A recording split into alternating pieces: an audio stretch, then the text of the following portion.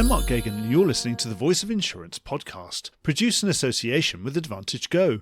Pick and choose your own best-of-breed insurtech and data providers with Advantage Go's ecosystem. Today's guest has had one of the broadest and most diverse careers of anyone I've interviewed.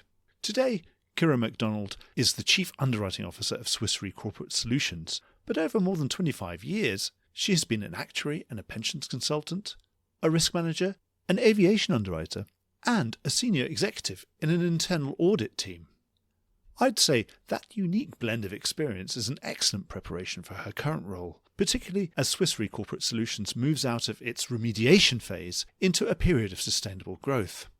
Kera is direct and easy to talk to, and in this podcast we discuss the state of the global insurance market and corporate solutions strategy within it, as well as this unique business's position within its wider group and the applications of technology and artificial intelligence as the market digitizes.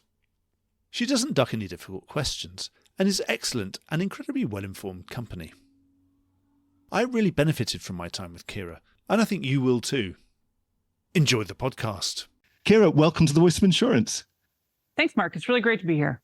For anybody who doesn't know you, why don't you just do a brief introduction to the listeners? Tell us a bit about your insurance career path to date. Sure. My career actually didn't start in insurance at all. I was an actuary, but for a consulting firm at the beginning.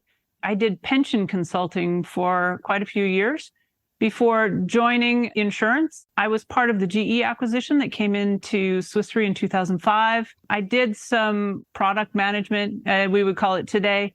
Back then, I was an aviation underwriter for quite a few years before I really wanted to move out of that niche. I mean, aviation is a fantastic line of business to learn how insurance really works. But then I wanted to move to something that was broader than that kind of deep niche that I had been in. I moved to internal audit for a couple of years.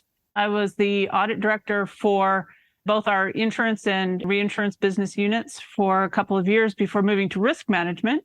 I was the chief risk officer for corporate solutions for a couple of years, about 3.5. Before, when Andreas Berger, our current CEO, joined us, I came back to underwriting, which is really my home as far as a career goes, and joined him as the CEO for Corso in 2019. That's amazing. I mean, that's one of the most eclectic careers I think I've ever heard. And it's wonderful to have actuaries who are able then to be on a podcast and be on the show. Obviously, all our terrible prejudices about actuaries. Every time I meet an actuary, it's completely unconfirmed and always the most enlightened people in our business. But also to have gone into aviation is fascinating. Of course, you learned all about supply and demand there because it was one of those illiquid corners of the insurance market as well. So you must have learned a huge amount there. Aviation seems like the least actuarial part of the market. Well, actually, I think for me, the real interesting part of all of those different changes was that I got to learn something new. That is the part that has driven me all the way through. And being in the aviation market as at that point, former actuary, although I'm never really sure you outgrow being an actuary, it's a state of mind in a lot of ways. It meant that I was different and I had something different to offer, which then really, I thought it made the interactions with all of the colleagues and the customers very interesting for me because of the fact that I had something different to offer the conversation, which was a lot of fun. So much of our industry in insurance comes down to math at the end of the day, right? There are very, very important other aspects, but there is math behind a lot of the actions that we see. And the insight into that as an actuary is just, it helps people so much, really understanding the drivers instead of just the symptoms of what we do. Well, of course, I mean, if you have the price wrong for long enough, you will eventually find out about it when you can't be lucky forever. This is true. You mentioned Andreas, and I had him on the show a couple of years ago, and he was really executing on the remediation plan for corporate solutions. We're always talking about different phases, and obviously it's my job as a journalist to help navigate what we're doing and help it make it easy for people outside to understand what's happening in the industry. So we often say we're in different modes of operation. 2 or 3 years ago, corporate solutions would have said it was probably in a remediatory kind of phase. What sort of phase are you in now? Growth? How would you describe it? I'll leave it to you to describe. You're exactly right. About 4 or 5 years ago now, time flies, we really had to write the book. We had to re-underwrite a significant portion of what we had done. And this is when a lot of things that we had all done with good intentions came back in ways that were unexpected. Well, it was the whole market. There's no isolated case. You're right. It was the whole market, but I think we felt the pain a little bit earlier than several of our competitors. And so what we did was line of business by line of business, went through and started looking at what it is we needed to do in order to get ourselves into a stable position where we could be a dependable partner for our customers. So what we did back then was we put in what we call the SMART circle. That is, it's about putting the right people at the table in order to have a multidimensional look at the profitability of each of our portfolios. So this would be the costing actuaries, the reserving actuaries, underwriting, and claims all get together and really come to either agreement or disagreement. As long as you understand each other's points of view, there's a large value in that to understand where we are in each portfolio. And what that means for us now, to answer your question, is that we are at a place where several of the portfolios are in a sustainable position. And over the last years of steady profitability, we have earned the right to consciously think about growth. And we're really looking to balance our portfolio to make sure that we remain steady out into the future. When you're gathering around those round tables with all the different skill sets and all the different parts of the business represented, presumably now there's much more of a consensus. There's far fewer of them are saying, well, hang on a minute, let's keep the brakes on. Sounds like there's more of a consensus that you can grow. There is a consensus in many of the lines of business that we are at a sustainable place in the market and in our portfolio. But I wouldn't go as far as to saying that they have all come to the same opinion. I think we have really tried to make sure that there is an independence of the opinions there, and they report out through different parts of our organization and maintain that independence. And so there's still significant places where we have a difference of opinion. It's just that both of those opinions may land on the green side of the line at this moment, put it that way. Obviously, yes, it was the insurance sector that reset itself or began its own remediation work much earlier than the reinsurance segment this time, which is quite rare. We used to always talk about the reinsurance tail wagging the insurance dog, but this time it took the reinsurance tail quite a long time to wag, although it wagged pretty hard when it did just over a year ago, particularly 1/1/23 renewals. How has that changed the market? Has it given you even perhaps more impetus, more opportunities? Because certainly more reinsurance reliant insurers perhaps have been more constrained or found things harder. Has it opened up more opportunities for a business like yours? I think it maintained a dynamic that was there, is kind of my feeling that we developed throughout the last year. And we continue to feel through the early renewals in 24. There were several years of catch up that caused that big bang, if you want to call it that, at the beginning of last year for the reinsurers. That means that for us as an insurer and for all of my competitors, we now retain a larger part of those frequency losses. We need to have a much more focused approach to the modeling of the secondary perils that I think it took the industry a while to catch up on, the wildfires and the floods and the hails and things like that. And so I do believe that it made people really think twice about the profitability, especially obviously on the cat side, of what they have and the volatility that they need to cover themselves, that maintained a dynamic that was there. So it keeps the pressure on. Sometimes we think, well, if you're Swiss Re, we think you might be immune from some of these things that are affecting your competitors. Obviously, that pressure to retain more, but that's not the case. It sounds like that, you're under the same pressure as everybody else in the market. We very much are under the same pressure as everybody else.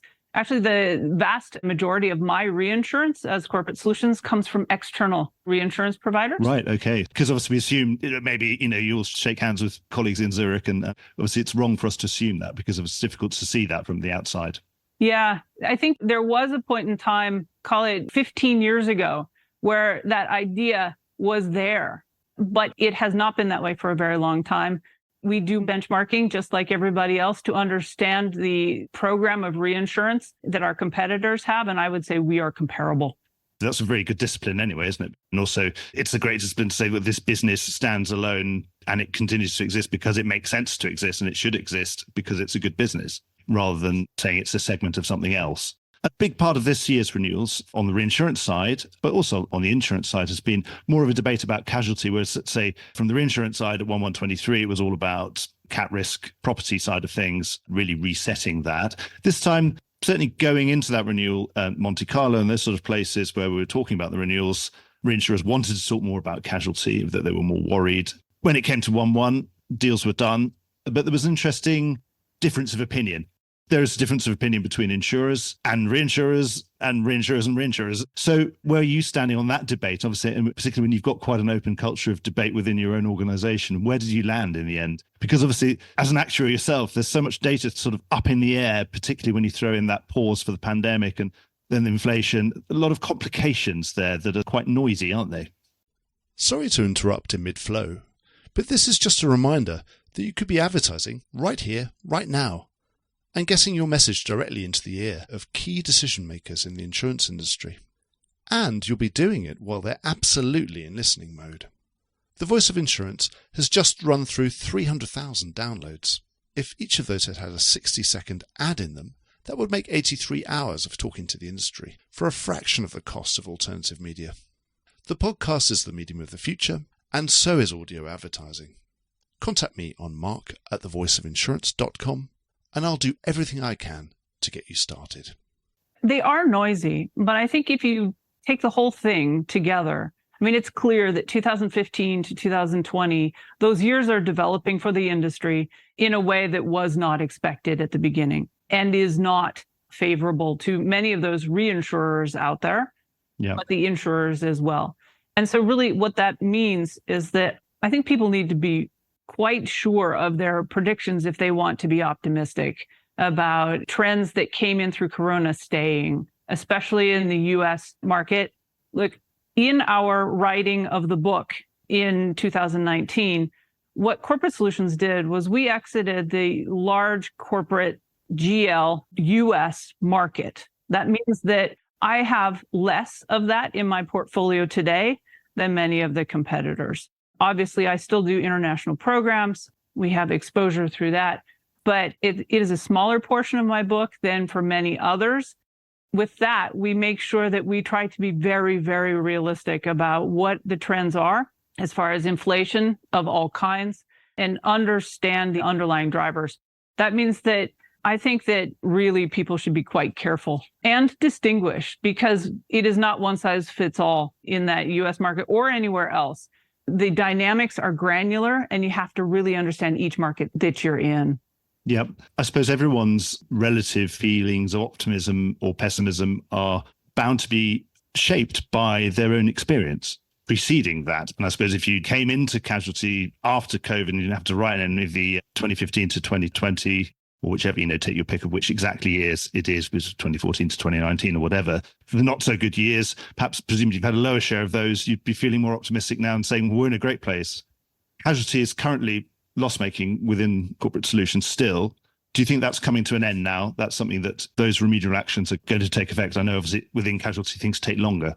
They do take longer. We've taken a lot of actions over the last couple of years to try to make sure that we have reserved enough to cover these. At this point, on a duration basis, you'll start to see some of the timing of those dwindle off. My belief is we will see less of that going forward, the PYD part of it. And really, then we start to look at the 2020 and onwards business that has been written. Starting in 2020, we would expect those to be positive contributors to the longer term Corso portfolio. And that's really an evidence of the actions that we took. And really, our task now is to make sure that we take that out into the future to remain stable and profitable. This is around continuing with those smart circle actions. It's around making sure that we have systematic trend spotting. We've really tried to make sure that we embed that into how we function and really using all of the knowledge within our team of people, within the market, within the data that we have in order to make sure that we make the right call on that stuff going forward. I'd say FinPro is slightly different in that you also have that negative prior year development, but there's much more dynamic cycle in some of the pricing cycles that we've seen. So specifically, the public D&O market in North America has been really dynamic, as you know. I've got that on my list of questions to ask you, so we could talk about it now. It's a fascinating market. Was that an overcorrection? I mean, obviously, markets can overcorrect on both on the upside and the downside with hindsight, or was it just, certainly there's a lot of frustration on both sides of the Atlantic about market behavior there, and Some people saying, well, people writing to budget, not necessarily writing the risk in front of them, that kind of thing, or because there were less IPOs and all sorts of odd things. You think that as an underwriter, you think, well, if the market changes, surely you can change your budget dynamically, can't you, if there are less IPOs than you expect? But what's your view on it? Do you think it's going to stabilize now? I think it will stabilize some. Our current expectation is somewhere in the flat to minus 5% range for 2024, which is less than it has been recently, obviously. But we do, as a market, have to be realistic that a one-year trend in number of IPOs, is not going to drive the longer-term sustainability of this product line. I think anybody who believes that that is a sustainable strategy will probably be in for a not-so-happy surprise come the near future. But in terms of overall adequacy, obviously, it was a very sharp correction. And obviously now I see it fall back down, but we're still, I suppose, double where we were before we had the correction. It's difficult to work it out exactly. So is it now to say this is a sensible place to be starting from a rating adequacy point of view? Is this not a bad place? So based on our estimates right now, I believe that it's borderline. Truly, we are right about at that place where if it continues to deteriorate, it will cross over into non-profitable territory. And that's before you take any trends for the coming year into consideration. So I think that one is one that we are keeping our eye on very carefully. And most of the market is, but it takes very conscious underwriting, very conscious limit management in order to try to make sure that you stay out in front of really those dynamic areas like that, because it has to be steered through underwriting action. We can't just ride those kind of spikes. You have to do something about it. And that's part of what our Smart Circle is about. When you have all of the knowledge from the different functions at the table, we can have a real discussion around what is it we're going to do in order to not be passive, but really steer our destiny there. And obviously, boardrooms are exposed to new perils, aren't they, all the time? I don't know, greenwashing or all sorts of new things that didn't exist 20 years ago. Again, presumably, you've got to be able to price in for some of that uncertainties. You've got to be able to price something for some of these sort of known unknowns. Well, part of that is around this trend spotting, because by the time you start to see some claims on some of these, people have been talking about it for a while. And so really understanding what trends we should focus on and which ones are the noise that's always there. You can only do that through, call it the group think that comes together when you have lots of voices that go into your trend spotting process. So we really spend a lot of time focusing on that. But on top of that, you're right. There will be something that is completely unknown. And that just goes to the volatility of the product line. And volatility is part of what we as insurers, covering that volatility, we pay to have that covered from the reinsurers. And there's a price to volatility. There is when we buy our reinsurance and when you buy insurance. That's part of how the math works behind that one. Obviously, we had that reset on the property cat side of things, really changing things, really upping retentions and really squeezing pressure on insurers. And then presumably they're putting that pressure back down onto the insureds themselves. We've had a much better renewal this year after this reset, because for reinsurers, it's become a much more attractive place to be on the property cat side.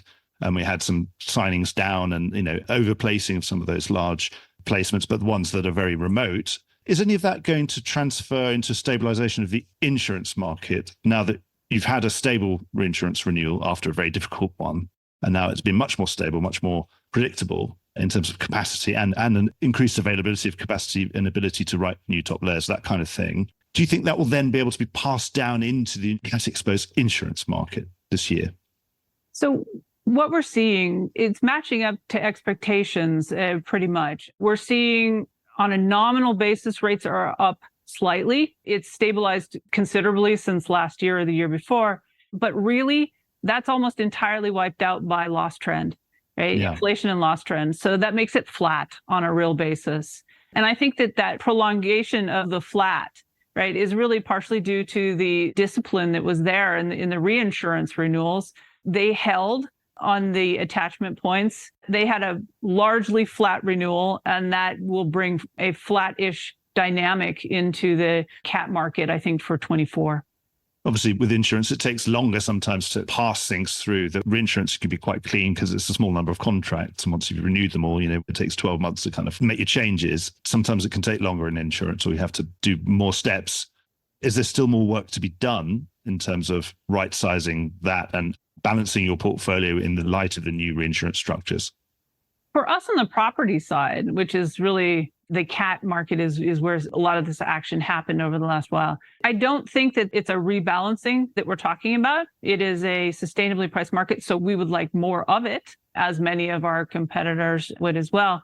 I think it's a matter of making sure that we are very aware that we stay on top of both frequency trends and inflation trends, so that we don't get behind as an industry on that, because something that is sustainably priced now doesn't mean it stays sustainably priced if the price doesn't move with the factors behind it. So inflation is considerable still on the property side, and also the kind of the rise of the secondary perils is something that I think many of our competitors are still getting their hands around. Yeah, particularly, I suppose, after a not very severe, but very frequent loss year of 2023 that has been quite painful, of which, of course, far more of the burden of that loss has been borne by insurers rather than reinsurers. Absolutely. The reinsurers would tell you that they have gotten back to the place that it should be as far as the split between insurers and reinsurers in the proportion of the losses out there. But that means that as an insurer, you very much need to underwrite with a gross mentality for the very significant portion of what you do. It has to be profitable on a gross basis as well as on a net basis, because a significant portion of that risk will stay on your own book. Before we move on, you're a global business. Just give us a hint of where you're most happy in terms of what lines and geographies you are at the moment. So North America property right now, we believe, is well priced. I think that when you look into EMEA as well, Europe is attractive for core property also. Yep. Casualty remains profitable for EMEA also. APAC and LATAM, they're growth areas for us. Across most of the lines, actually, it's looking relatively stable, which is a good place to be.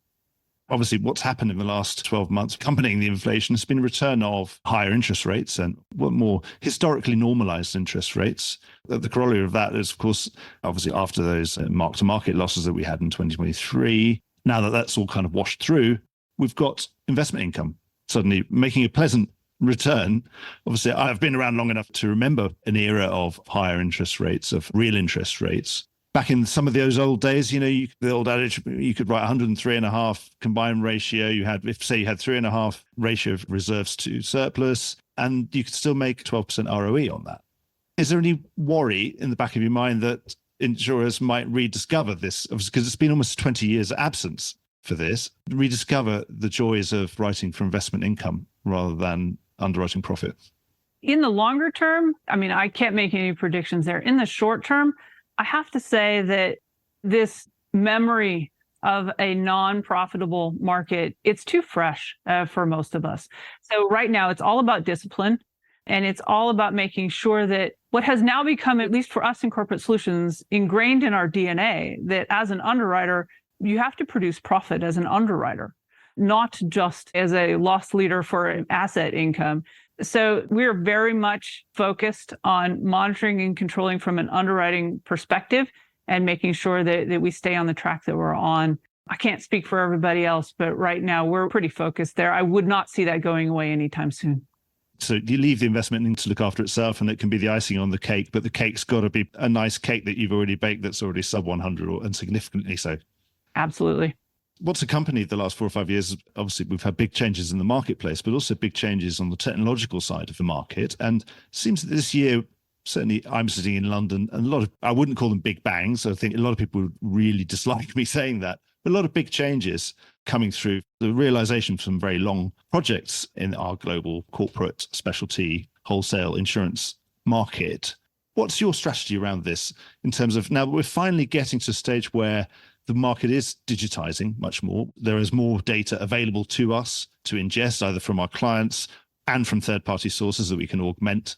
What's your strategy around that? And sort of your own reinsurers probably have slightly higher levels of expectation as well in terms of the data that they would expect you to pass to them.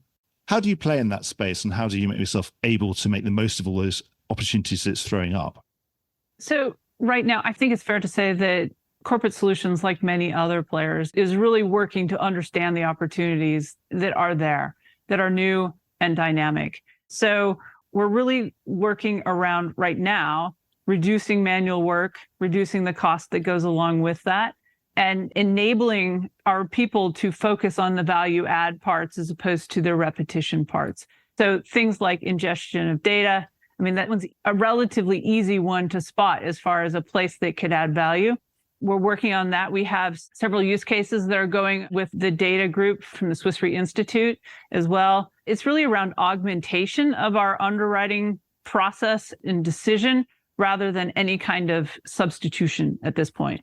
So that's really where we're heading with it, at least for now. So like having a really smart underwriting assistant, obviously, who works 24 hours a day and goes through some of that data and then presents it to the underwriter. Presents data that has been ingested. There is a first attempt at kind of placing it into some of the formats in our systems that the underwriters then use, rather than having to do that ingestion or triage, helping the underwriters understand if you're going to need to prioritize your time, should you look at this one first or this other one first?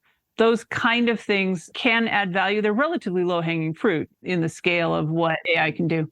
So this is AI, but not a huge amount of I.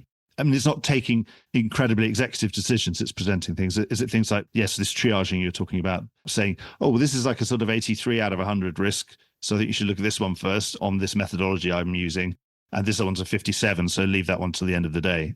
You know, I think my time in risk management and in audit affected me a little bit in that I worry about the operational risk that's involved in this transition time, if you want to call it that. It really is very intelligent, and computers can do many of the things that we do, sometime way out there in the future. But in the middle, there is a chance of either people depend on this intelligent part of it too much, and therefore things get overlooked, or else the computer makes the wrong decision. And you have this phase of heightened operational risk that is there, right? And unless we're very careful in addressing that, we open up ourselves to, I think, different risks than we've ever faced in the past. Yes, certainly. It always seems to be at the point of transition where you jump from one ship to the next, that of course you've got the risk of falling into the sea, that there are cracks, potentially, there are perils. Absolutely. So I would rather you start us on the places where there is a help for the underwriter. It's very clear that the underwriter is still making the decision before we get comfortable enough to then take the next step from there. Okay. And how far away do you think that might be at some point when we could get comfortable? Or do you think we'll ever get comfortable with it fully? And obviously, underwriting very, very high volume, very low value motor portfolios, it's effectively AI driven anyway. Today, for example, do you think how far into our much higher value, much lower volume business do you think some of this could go? Let's say, give it 10, 15 years. I think it depends, as you said, completely on what type of business it is. The smaller flow business, I think, will move faster. I hadn't really considered how long. We always say 5 years, and then somehow it remains 5 years out. But I do think that it will take at least 5 years, even for that more simple stuff. For the truly bespoke, high-end, complex deals, that's going to take a lot longer. If you take a large international program, it may get some help from AI, but it will not be driven by AI in the near future. So if you're talking about a global multinationals property program, they're still really complicated. Yes. We've already touched on this, but I've never really discussed this with everyone from Corporate Solutions.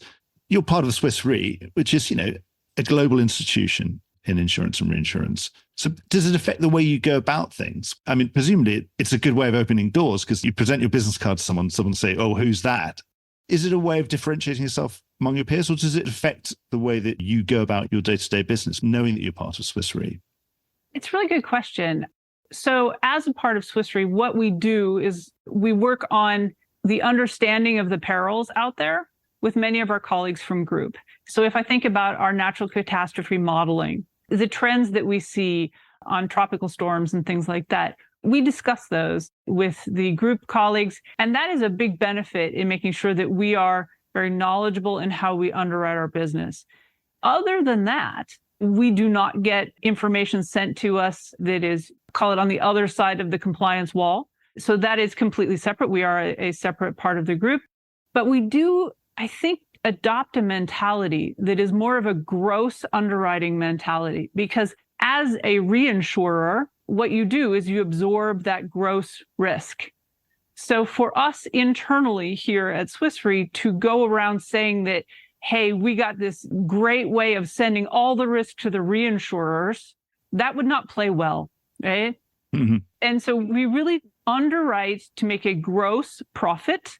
We pass off some for volatility and on a comparable basis, but this idea of really viewing the risk on a gross basis almost everywhere, I think is something we inherited from our Swiss Re roots, if you want to call it that. Yes, if a reinsurer creates an insurer, then I suppose it wants to make it the ideal cedant.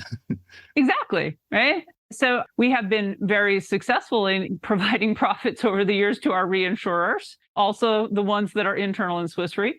But this idea of really understanding the sum of the parts, right? The retained and the passed off to the reinsurance part, both need to be sustainable, is something that is just part of who we are, I think. Yeah. And I suppose that you have the luxury of a longer term view. You're not like a startup that is looking for a 5 or 6 year window with investors who want to cash out at some point in the future. You're part of a business that's been around since the late 19th century. So presumably you can have a much longer term view on things. You're going to be here. Yes. So Swiss Re will be here. And also the point of corporate solutions is to be a partner with our clients. It's very specifically stated in our purpose. And for us to be steady and be there for the future when we pay out the claims, which is our part of the equation, that part of it has to be steady and it has to be sustainable for all the people involved. One last question. It's more of a kind of philosophical one. I always think of it as a cyclical one. So you correct me if you don't think that. Often at the end of a softer market, I go to lots of conferences, and at those conferences at the end of softer markets, the industry sort of collectively worries about how relevant it is to society at large and to clients specifically. Now, we've been putting our houses in order collectively over the last 5 years, and that's involved prolonged hardening. And one could argue that is also making us slightly less relevant because we are demanding that clients have much higher deductibles on original policies, that kind of thing. Do you think it's something we need to worry about at all? Will it be time for us to start worrying about how relevant we are again? I mean, it's interesting because when that question comes up, there is a belief that the clients buy insurance only based on price, that there's no value in what they get, which I actually believe is wrong. There is a value in really the services that go along with what we do. Everything from spanning the complex international program world out there to the risk engineering that is provided to the clients and the insights from that. I mean, all the way through to the insights into longer natural catastrophe trends that we can help them with when it comes to deciding, say, for instance, where to build their next factory, those kind of things. So this idea that there's nothing else than merely a transaction, it almost doesn't give us credit, I think, as an industry for some other real supporting things that we do for our clients. And I also believe that one of the things that really is the core reason for insurance is to take the volatility for investors out. And that, in order for us to be here, we have to reflect the reality out there, including the loss trends and the inflation, in order to be the sustainable partner. And so we have had this hardening. We have had the correction. We've gotten it to a sustainable place. I don't think that makes us less relevant. I think it makes us more realistic. If you want to be a good partner to someone, you've got to sometimes tell them things they don't necessarily want to hear. And we already know. We're telling you all this stuff and you probably know it anyway. But thank you so much, Kera. I've really enjoyed talking to you. Obviously, it's a fascinating business like yours. So we'll have to book in time at some point in the future to check in again and see where we are in a couple of years' time. So I wish you all the best between now and then. Thanks very much to you too. Well, I hope you enjoyed today's episode. If you did, don't forget to subscribe or leave a like or a review or recommendation on whatever podcast platform you used to access this program. These really help get the word out. Before we go, just a quick reminder that advertising slots are available here and in other places in the Voice of Insurance podcasts. Podcasting is the fastest growing medium and attracts a high quality audience of key decision makers. It's also an intimate medium where you, the listener, are right in the room with me and the interview subjects. Needless to say, that means it's a great way of getting your message out directly to an audience because you know you've got their full attention. It's also very cost effective. So get in touch with Mark at thevoiceofinsurance.com to find out how you could be speaking directly to the industry. The Voice of Insurance podcast is produced in association with Advantage Go, enabling enterprise-scale underwriting through a single pane of glass. Voice of Insurance is produced by me, Mark Gagan. Music was written by Anna Gagan and produced by Carlos Gagan. Check out more podcasts and written comment pieces at www.thevoiceofinsurance.com.